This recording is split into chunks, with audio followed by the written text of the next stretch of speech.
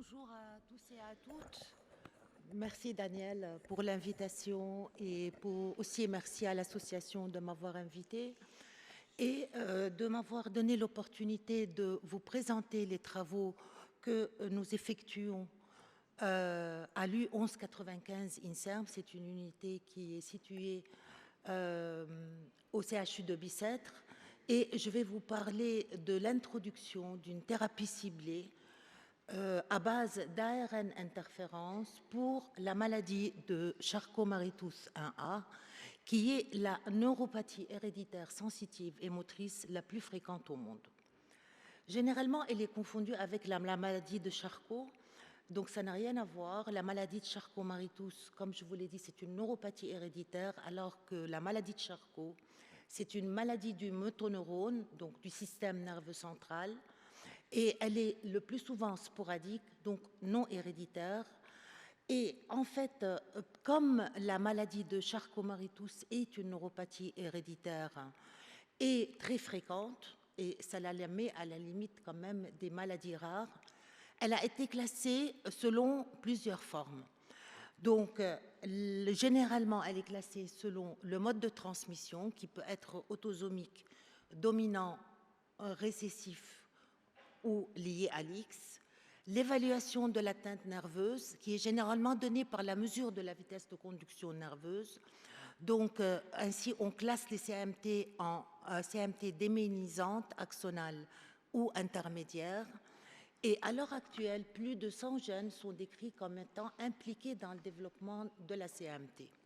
Mais le plus fréquemment observé chez les patients est le gène PMP22 qui est responsable du développement de CMT1A. En effet, CMT1A représente 60 à 70% des CMT et elle est due à une duplication au niveau du chromosome 17, du bras court du chromosome 17. Et cette duplication va engendrer une surexpression faible de la PMP22, mais suffisante pour détériorer la gaine de la myéline. Donc là, vous voyez par exemple la morphologie d'un nerf sciatique de souris qui ne porte pas la pathologie comparée au nerf sciatique d'une souris portant la pathologie, et on voit la différence. En fait, la PMP22, quoiqu'elle est minoritaire, elle représente quand même 2 à 5% des protéines totales de la myéline, c'est une glycoprotéine qui est impliquée dans les stades précoces de la myélinisation. Et de plus, elle joue un rôle prépondérant dans la compaction de la myéline. Donc, vous voyez par exemple ici les cellules de Schwann qui s'enroulent autour de l'axone pour former la gaine de la myéline, et la PMP22 va venir compacter cette gaine de myéline pour faire passer l'influx nerveux. Et depuis la découverte de la CMT1A et des autres CMT au milieu du 19e siècle, aucun médicament n'a été mis sur le marché pour guérir ou soulager les symptômes de la maladie. Donc, il était devenu urgent pour vous, les patients, pour vos familles, pour les associations de patients et pour les neurologues, de développer un traitement pour la CMT1A.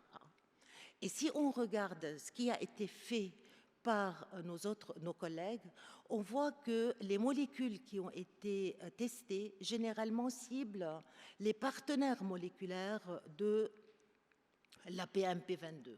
C'est-à-dire que c'est généralement un ciblage indirect. Alors nous, on avait pensé de cibler directement la PMP22 parce qu'on appelle l'ARN interférence ou siRNA, siRNA en anglais pour Small Interfering RNA. Donc, leur nom indique leur fonction. En français, c'est les ARN, les petits ARN interférents. Petits parce que ce sont des séquences d'oligonucléotides qui font entre 19 et 21 paires de bases. Et interférents parce qu'ils interviennent avec la fonction de l'ARN messager, c'est-à-dire qu'ils peuvent s'associer avec lui, le cliver et le dégrader. Maintenant, dans le cas précis de la CMT1A, il ne s'agit pas de dégrader complètement l'ARN messager, parce qu'on tombe dans une autre pathologie dont on vous a parlé un peu plus tôt, qui est la chaîne PP. La chaîne PP est due à une délétion au niveau du bras court du chromosome 17. Et la CMT1A a une duplication. Donc, il fallait respecter un équilibre, c'est-à-dire inhiber uniquement de 50% l'expression de la PMP22. Donc, comment a-t-on procédé? Dans un premier temps, on a construit nous-mêmes les siRNA sur la région commune entre plusieurs espèces, spécifiquement la souris et l'homme. Pourquoi entre plusieurs espèces? Parce que si on va faire les essais cliniques et qu'on construit un siRNA uniquement pour la souris, il ne va pas marcher chez l'homme, et vice-versa. Après, on a testé ces 8 siRNA dans des cellules en culture. Donc, ce sont des expériences qu'on appelle in vitro, et ils ont été testés sur la lignée de cellules de Schwann, murine, MSC80. Et parmi les 8 siRNA testés, on en a trouvé un qui inhibe de 50% l'expression de la PMP22 et n'a pas d'autre effet sur la P0 qui est impliquée dans le développement de la CMT1B et qui est l'autre glycoprotéine qui est impliquée aussi dans la compaction de la myéline. De plus, ce siRNA ne tue pas les cellules, donc il n'a aucun effet sur la viabilité des cellules. Alors, pour nous, c'était le bon candidat pour les études chez l'animal, ce qu'on appelle les études in vivo. En fait, quoique les siRNA, ils ont beaucoup d'avantages parce qu'ils sont actifs à très faible concentration, ils sont spécifiques d'un ARN messager, ils ont deux obstacles majeurs. Le premier, c'est qu'il faut les protéger de... Non, pardon, en arrière. Ils ont une demi-vie plasmatique courte, c'est-à-dire que si on les injecte tels qu'ils sont, ils se dégradent au bout de 5 à 10 minutes. Et ils sont très hydrophiles, c'est-à-dire qu'ils ne peuvent pas passer les barrières cellulaires et la bicouche lipidique membranaire. Donc, il a fallu les protéger de la dégradation et augmenter leur lipophilie. Et pour cela, nous les avons combinés avec un précurseur du cholestérol, qui est un lipide biocompatible, biodégradable, qui se trouve en quantité très importante dans l'huile de foie de requin. Et c'est pour cela qu'on l'appelle le squalane, ça vient de squale. Mais il se trouve aussi dans l'huile d'olive et dans le sébum humain, en quantité importante. Le squalane, il est utilisé comme excipient pour des cosmétiques et des vaccins. Et de plus, il a une propriété importante, c'est que quand on le met dans l'eau, il forme ce qu'on appelle des nanoparticules. Nano, c'est à l'échelle nanométrique, c'est-à-dire des petites particules et qui font des tailles qui sont tout à fait correctes pour être injectées par voie intraveineuse. Donc, maintenant qu'on a notre siRNA et la méthode de vectorisation adéquate pour que cet siRNA ne soit pas dégradé et véhiculé, on l'a injecté chez des souris transgéniques qui portent la maladie, donc qui expriment CMT1A. Et on l'a fait dans 3 lignées différentes de souris. Donc voilà pour vous montrer les résultats. Donc dans la première partie de la vidéo, vous voyez les souris wild type, s'il vous plaît. Vidéo, s'il vous plaît. Ouais. Donc, vous voyez la souris donc, qui n'est pas porteuse de la pathologie. Alors, on chronomètre le temps qu'il faut pour qu'elle pèse cette barre-là. Et il est, je crois, de 10 secondes pour qu'elle traverse la barre du point A vers le point B. On fait d'autres tests, hein, mais ça, c'était les plus représentatifs. Voyons ce qui se passe avec la souris CMT1A avant traitement et après traitement. Donc, vous pouvez faire marcher les deux vidéos, s'il vous plaît, ensemble. Alors, on voit que pour la souris CMT1A, elle fait des stops. Vous allez voir, on essaye de la faire marcher nous-mêmes. Alors qu'après traitement, pas cette même souris, mais le groupe de souris traitées, on voit qu'il traverse la barre avec la même vitesse que la souris que je vais appeler wild type, c'est-à-dire non porteuse de la pathologie. De plus, on restaure la force, que ce soit la force des membres antérieurs ou des membres postérieurs. Et le potentiel d'action musculaire aussi est rétabli, ainsi que la vitesse de conduction nerveuse. Donc, ce qu'on peut dire, c'est que nos siRNA, ils rétablissent l'activité motrice et sensitive chez la souris. Alors, on a voulu aller un peu plus loin et savoir si cette restitution de l'activité sensitive et motrice est accompagnée par des variations morphologiques. Donc, on a sacrifié nos souris là, juste après 5 jours après la fin du traitement, et on a pris le nerf sciatique et on a regardé en microscopie électronique qu'est-ce qui se passe. Et bon, les images parlent d'elles-mêmes. Vous voyez la souris non malade, la souris après traitement, on a quasiment la même morphologie, alors que la CMT1A, avant tout traitement, on voit que la gaine de myéline est gondolée, donc c'est-à-dire qu'elle est décompactée. Et ceci aussi est bien visible quand on fait un agrandissement de cette partie-là, c'est-à-dire des fibres. Alors, l'empilement des membranes est bien compacté chez la souris non malade et redevient assez compacté chez la souris après traitement, alors qu'avant traitement, on voit bien qu'il y a une décompaction de la gaine de la myéline.